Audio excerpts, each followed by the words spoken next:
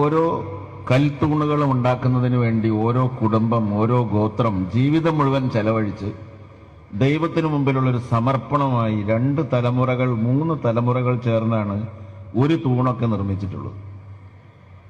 പല കരിങ്കൽ തൂണുകളും വണ്ണം കുറഞ്ഞതും കൂടിയതും ഒരു നിശ്ചിത അനുപാതത്തിൽ വിടവിൽ ഗ്യാപ്പിൽ ഒതുക്കി ഒരു പ്രത്യേക പ്രൊപ്പോർഷനിൽ നിർത്തുന്നത് കൊണ്ട് മുട്ടിയാൽ സംഗീതം കേൾക്കുന്ന തൂണുകളുണ്ട് അവിടെ.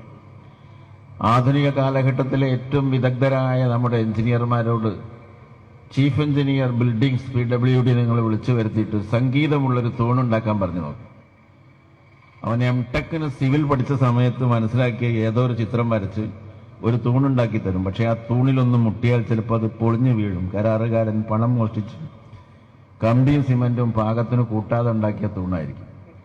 അപ്പൊ മീനാക്ഷി ക്ഷേത്രത്തിലെ ഈ കരിങ്കൽ തൂണുകൾ ഉണ്ടാക്കാൻ ഏത് എഞ്ചിനീയറിംഗ് വൈദഗ്ധ്യമാണ് ഉപയോഗിച്ചത്? ആരായിരുന്നു അതിൻ്റെ എഞ്ചിനീയർമാർ? അതുപോലെ തഞ്ചാവൂരിലെ ബൃഹദീശ്വര ക്ഷേത്രം എന്ന് പറയുന്ന ക്ഷേത്രമുണ്ട്. ആ ക്ഷേത്രം ഏറ്റവും ഉയരം കൂടിയതും അതിപുരാതനവും 800 1000 കൊല്ലമൊക്കെ പഴക്കമുള്ളതും 1000-ലേറെ വർഷം പഴക്കമുള്ളതാണ്.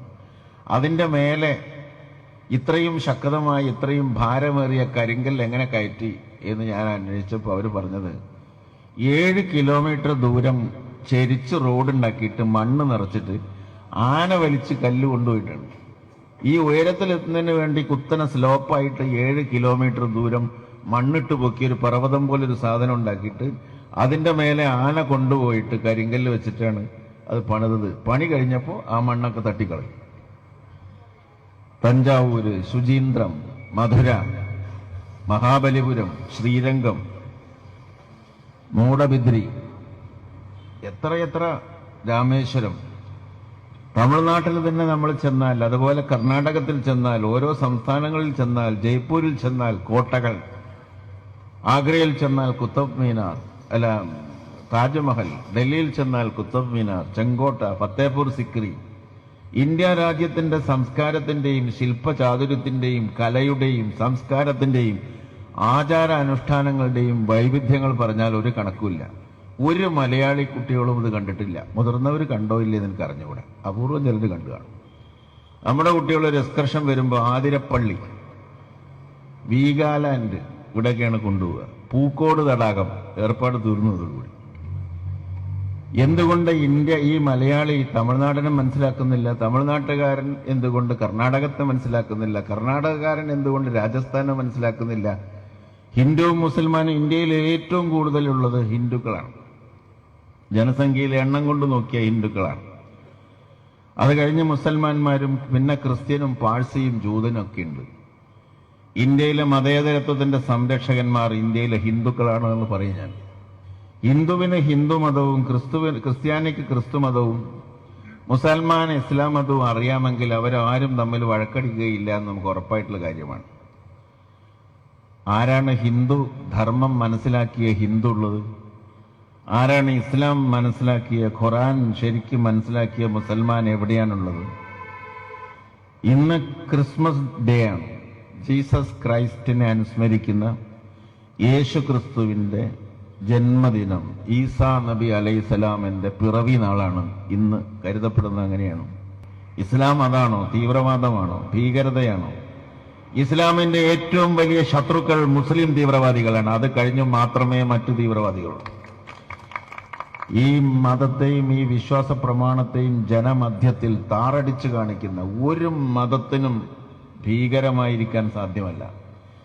ഒരു ഭീകരതക്കും മതമായിരിക്കാനും സാധ്യമല്ല. ഭീകരതക്കും മതവുമില്ല, മതത്തിന് ഭീകരതയുമില്ല. ഒരു ബന്ധവും അത് തമ്മിലില്ല. നല്ലവരായ മനുഷ്യരെല്ലാം ഈ ഭൂമിയിൽ ജനിച്ചു വീണത് വളരെ നല്ലവരായിട്ടാണ്.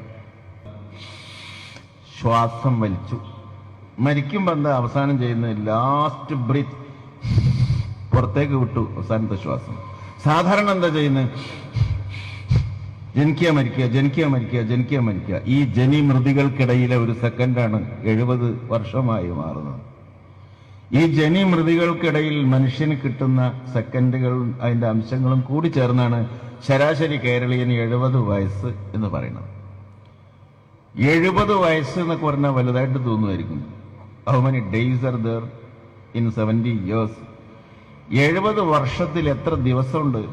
25,567. 25,567 ദിവസം. അതിൽ 9,000 ദിവസം ഉറങ്ങുന്നവരാണ് നിങ്ങൾ ഞാൻ. 8,500 ദിവസം വസ്ത്രധാരണത്തിനും ഭക്ഷണം കഴിക്കാനും മറ്റു കാര്യങ്ങൾക്കും വേണ്ടി ചെലവഴിക്കുകയാണ്. ആ 25,567 ദിവസത്തിന്റെ ഒരു തല ശൈശവമാണ്, മറ്റേ തല വാർദ്ധക്യമാണ്. രണ്ടും ഒന്നിനും പറ്റാത്ത കാലമാണ്. പിന്നെ ബാക്കിയുള്ള ഒരു 8,000 ദിവസമാണ് കഷ്ടിവെട്ടി നമുക്കിവിടെ ഒന്ന് വട്ടം തിരിയാനുള്ളത്. ആ 8,000 ദിവസത്തിനിടയിൽ കത്തിക്കുത്ത് വേണം, ആക്രമം വേണം, കൊലപാതകം വേണം, ചന്ദ്രശേഖരനെ കൊല്ലണം, മറ്റവരെ കൊല്ലണം, മറിച്ച് എന്തെല്ലാം സംഗതികൾ ചെയ്യണം, തെരഞ്ഞെടുപ്പിൻ്റെ എല്ലാ സംഗതികളും അതിനിടയിൽ നടക്കണം. പിന്നെ നിങ്ങൾ എന്താണെന്നാണ് നിങ്ങൾ ഈ കരുതുന്നത്? നിങ്ങൾ ആരാണെന്ന് നിങ്ങൾ വിചാരം? ആരുമല്ലാന്ന് നിങ്ങൾ എന്നും മനസ്സിലാക്കും. അന്ന് എല്ലാ വർഗീയതയും അകന്നു പോകും. ആൾക്കാരങ്ങനെ ബാപ്പ മരിച്ച് വരാൻ പറയും, ചെന്നു അത് അടുത്ത വീട്ടുകാരനായിട്ട് പറയാം, എൻ്റെ ബാപ്പ മരിച്ചപ്പോൾ MLA വന്നിരുന്നു, എൻ്റെ ബാപ്പ മരിച്ചപ്പോൾ വന്നോ. ബാപ്പല്ല പ്രശ്നം, MLA വന്നോ എന്നുള്ളതാണ് അവിടുത്തെ പ്രശ്നം. അപ്പോൾ ആളുകൾ എവിടെ എത്തിക്കണമെന്ന് ആലോചിച്ചു. നല്ല സ്നേഹം. ഞാനിന്ന് പോയ 1-2 കല്യാണങ്ങൾ ഒരു മനുഷ്യൻ എന്നെ തിരിഞ്ഞു നോക്കിയില്ല. ഞാനവിടെ കാറിൽ നിർത്തി ഇറങ്ങി ഏതോ ഒരു അന്യനെ പോലെ പോയി. ഭക്ഷണം കഴിച്ചാലും വേണ്ടില്ല, അവർക്ക് കഴിച്ചില്ലെങ്കിലും വേണ്ടില്ല, വന്നാലും വേണ്ടില്ല, പോയാലും വേണ്ടില്ല. കാറ് കണ്ടു ശരി, അവിടെ വെച്ചിട്ട് ആ കൂടി ഒരു പടക്കം എടുത്തിട്ട് പിരിഞ്ഞു. സംഗതി ഓനൊരു പടായി. ഞാൻ പറഞ്ഞു, നാളെ ഇനി കാറ് പറഞ്ഞേക്കഞ്ഞ് ഞാൻ വരേണ്ട കാര്യമില്ലല്ലോ. കാരണം ഇപ്പോൾ ഇന്നത്തെ കാലത്ത് പല മോർഫ് ചെയ്തിട്ടൊക്കെ ഉണ്ടാക്കാലത്.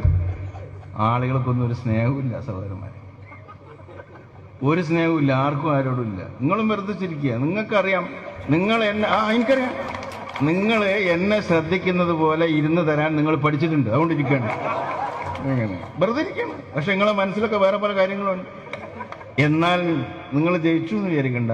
നിങ്ങളെ മാത്രം ശ്രദ്ധിച്ചുകൊണ്ട് സംസാരിക്കുന്നത് പോലെ സംസാരിക്കാൻ ഞാനും പഠിച്ചിട്ടുണ്ട്. അതുകൊണ്ട് ദാറ്റ്സ് ആൻ അഡ്ജസ്റ്റ്മെന്റ്. ഇന്നത്തെ മനുഷ്യരൊക്കെ ഒരു അഡ്ജസ്റ്റ്മെന്റിലാണ്. സ്നേഹം എന്ന് പറഞ്ഞാൽ ആർക്കുമില്ല, വെറുതെ അസ്സലാമു അലൈക്കും, അലൈക്കും അസ്സലാം, മാഷാ അല്ലാഹ്, ഇൻഷാ അല്ലാഹ്, ഇന്നൊക്കെ ഒരു ബന്ധവുമില്ല, ഒരു ബന്ധവുമില്ല. ആ ഹൃദയത്തിൽ അത് തൊടണേയില്ല. ഹൃദയത്തിൽ ഒരു ബന്ധവുമില്ല, യാതൊരു ബന്ധവുമില്ല. മനുഷ്യ ബന്ധങ്ങളെല്ലാം ശിഥിലമായൊരു ലോകത്താണ് ജീവിക്കുന്നത്. ഒരു ബന്ധം മനുഷ്യർ തമ്മിലില്ല, ഒരു സ്നേഹവുമില്ല. പിന്നല്ലേ ഹിന്ദു മുസ്ലിമും തമ്മിൽ അവനാൻ തമ്മിൽ വല്ല ബന്ധം ഉണ്ടല്ലേ? മുസ്ലിങ്ങൾ തമ്മിൽ വല്ല ബന്ധമുണ്ടോ? ഈ ഇത്രയും മഹാഭൂരിപക്ഷം വരുന്ന ഹൈന്ദവരുള്ള മതേതരത്വ രാജ്യമായ ഇന്ത്യയിൽ നമ്മൾ അനുഭവിക്കുന്ന സുഖം പാകിസ്ഥാൻ എന്ന് പറയുന്ന രാജ്യത്തെ മുസൽമാന്മാർക്കില്ല. ഈ ഇന്ത്യയിലെ മുസൽമാന്മാർക്ക് ഏറ്റവും വലിയ ഭീഷണി പാകിസ്ഥാനിലെ ഭരണാധികാരികളും പാകിസ്ഥാന്റെ അതിക്രമങ്ങളും അവന്റെ ചാവേറുമാണ്. നരേന്ദ്രമോദിനൊക്കെ നമുക്ക് കൈകാര്യം ചെയ്യാം, അവനെയാണ് കൈകാര്യം ചെയ്യാം. സാറില്ല, മോഡിയൊന്നും വെറുതെ പറയേണ്ട കാര്യമില്ല. അവർക്ക് ആ പൊളിറ്റിക്സ് അത് പറയാണ്ട് ജയിക്കാൻ പറ്റില്ല. അതുകൊണ്ട് അധികാരത്തിൽ വരാൻ വേണ്ടി ബാബരി മസ്ജിദ് പൊളിച്ചു, അവിടെ ഇവിടെയൊക്കെ ചിലതൊക്കെ പറഞ്ഞിട്ടാണ് അവർ ജയിച്ചു വരുന്നത്. അതിൽ വേറെ വർഗീയതൊന്നുമില്ല. കമ്മ്യൂണിസ്റ്റലൈസേഷനാണ്, വ്യാപാരവൽക്കരണമാണ്, വർഗീയതയുടെ കമ്പോളവൽക്കരണമാണ്, മതത്തിന്റെ കമ്പോളവൽക്കരണമാണ് ഈ വർഗീയത എന്നുള്ളത് കൊണ്ട് നിങ്ങൾ വിശേഷിപ്പിക്കുന്നു. ശരിക്കുള്ള വർഗീയത അല്ലാതെ.